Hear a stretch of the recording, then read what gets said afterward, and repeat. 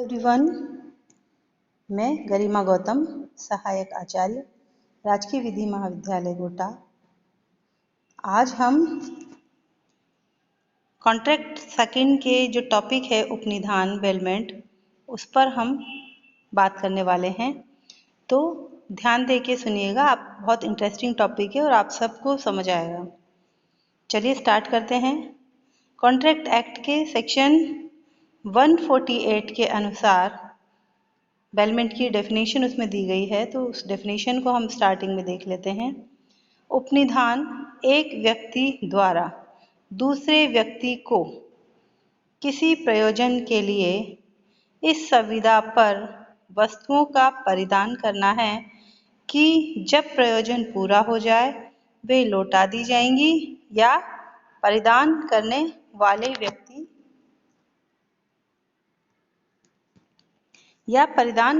व्यक्ति के निर्देशों के अनुसार अन्य व्यक्ति को दे दी जाएंगी। तो क्या कहती है डेफिनेशन कि बेलमेंट क्या है, उपनिधान क्या है?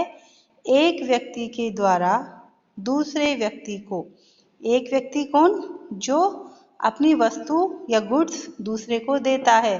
तो जो एक व्यक्ति अपनी वस्तु, अपनी गुड्स किसी को देता है उसे कहते हैं बेलर, और जो दूसरा व्यक्ति है यहाँ पर जो उस पहले व्यक्ति की वस्तु को लेता है उसे कहते हैं बेली।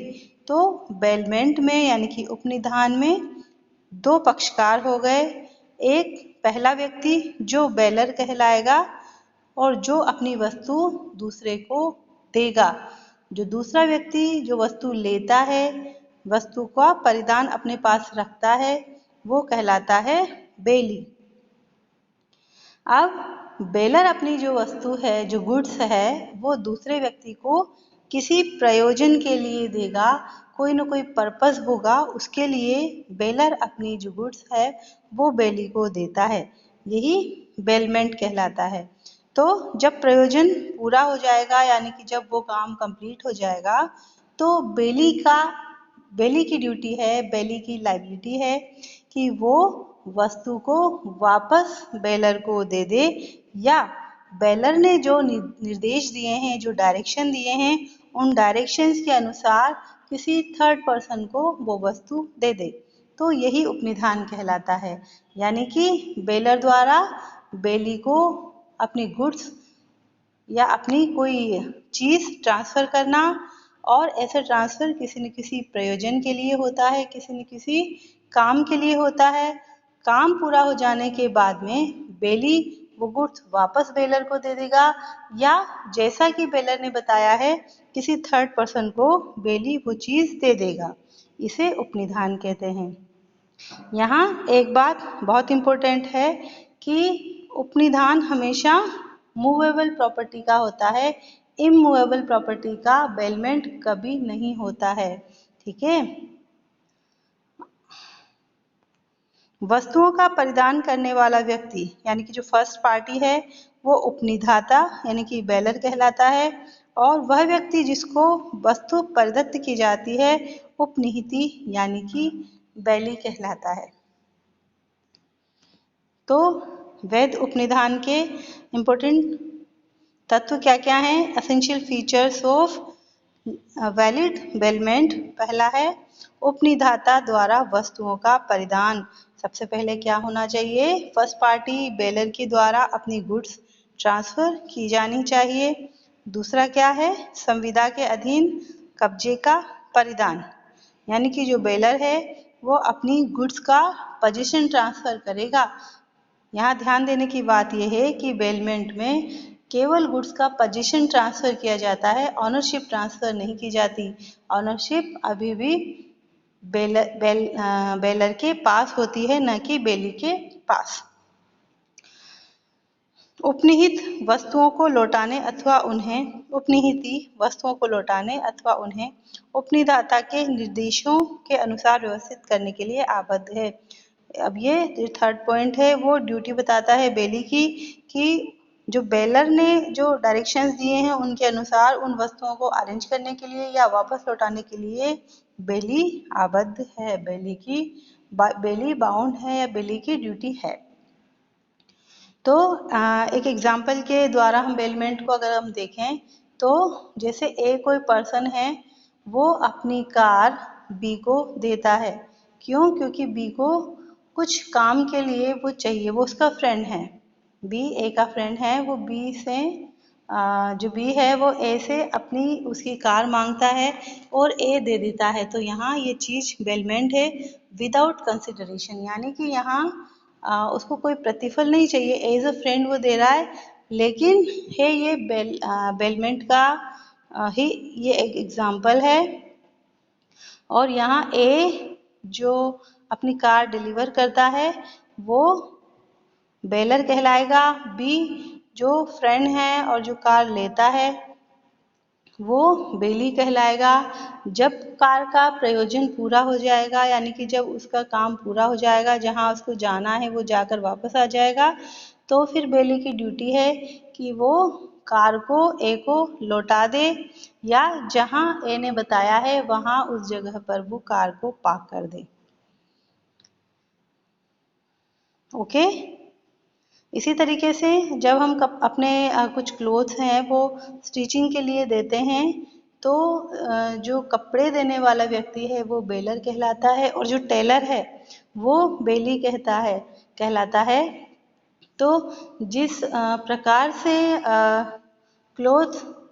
अपना क्लोथ कोई ए पर्सन बेलर बी को देता है, बेली को देता है, तो वो केवल उसका पोजीशन ट्रांसफ़र करता है, न कि ऑनरशिप। और बेली को चाहिए कि उस तरीके से उस क्लॉथ्स की सिलाई करे और वापस बेलर को लौटा दे। उपनिधाता के कर्तव्य, यानी कि जो बेलर है उसकी क्या क्या ड्यूटीज़ हैं। उपनिधान में दी जाने वाली वस्तुओं के दोषों को बताने का कर्तव्य।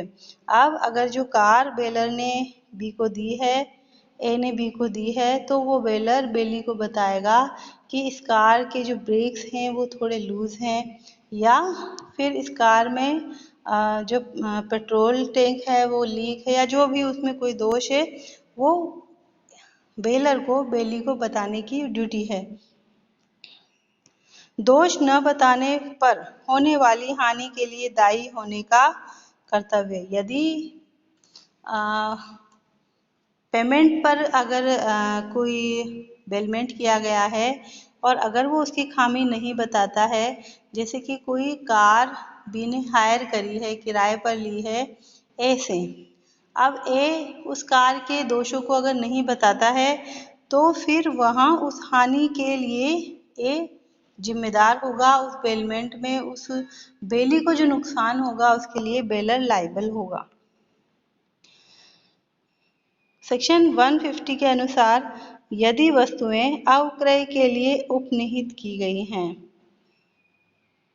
तो उपनिधाता ऐसे नुकसान हानि के लिए उत्तरदायी है, भले ही उसे उपनिहित वस्तुओं में ऐसी त्रुटियों के अस्तित्व का पता रहा हो या न रहा हो। यहाँ समझने वाली बात यह है कि अगर बी ने ए से जो कार है वो किसी डेस्टिनेशन पर जाकर वापस आने के लिए हायर की है, किराए पर ली है, तो फिर ए की लाइबिलिटी हो जाती है कि जो कार उसको दी जाने वाली है उसको वो बहुत अच्छी तरीके से चेक करे और उसमें जो मिस्टेक है वो सारी की सारी मिस्टेक्स वो बी को बता दे। अगर उसका एक्सीडेंट हो जाता है कार का तो ए लायबल है, चाहे ए को पता नहीं था कि इसमें क्या खराबी है, लेकिन फिर भी ए की कुछ लाइबिलिटीज़ यहाँ बनती है। इसीलिए ए की ड्यूटी है कि वो उनको अच्छे से चेक करे और फिर वो रेंट पर अपनी सामानों को किसी और को दे। उपनिहिति यानी कि बेली की ड्यूटीज़ क्या क्या हैं? क्या क्या ड्यूटी है? ड्यूटीज़ ऑफ रिजनेबल केयर, युक्त सावधानी का कर्तव्य, यानी कि बी की ड्यूटी है कि ए की जो कार है जिस कंडीशन में लेकर गया है उसी कंडीशन में वापस लाकर दे दे, ये ना कि उसका बीच में किसी को उसकी कोई सामान तोड़ दे या वो कुछ और नुकसान उसमें कर दे। तो रिजनेबल केयर की बेली की ड्यूटी है कि जो सामान है उसको एज इट इज़ वो लौटा दे। उपनिहित वस्तुओं को लौटाने का कर्तव्य। सेकंड ड्यूटी है कि जो बेलमेंट में जो गुड्स उसको मिली हैं उनको वो लौटाए, उसका कर्तव्य है कि वो वापस उसको लौटा दे। उपनिहित वस्तुओं का उचित प्रयोग करने का कर्तव्य है। उसकी ड्यूटी है कि जिस पर्पस के लिए उसने गुड्स ली हैं उस पर्पस को वो पूरा करे, पर्पस पूरा होने के बाद सामान वापस लौटा दे।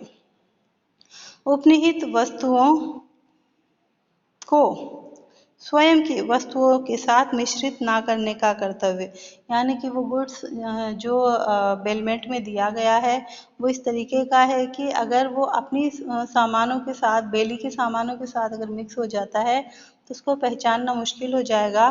तो बेली की ड्यूटी है कि वो उन सामानों को अलग रखे, अपने सामानों के साथ मिक्स ना करे।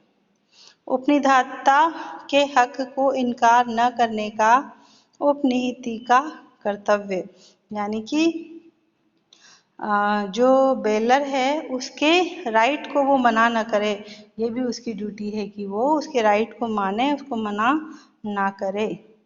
फिर उपनिहित वस्तुओं में वृद्धि या हुए लाभ की देनगी का कर्तव्य, यानी कि अगर उपनिहित वस्तु में उसके बेली के पास आने के बाद अगर कुछ प्रोग्रेस हो जाती है, बढ़ोतरी हो जाती है, तो वो सारा का सारा उसको वापस लौटाए, ऐसी बेली की ड्यूटी है।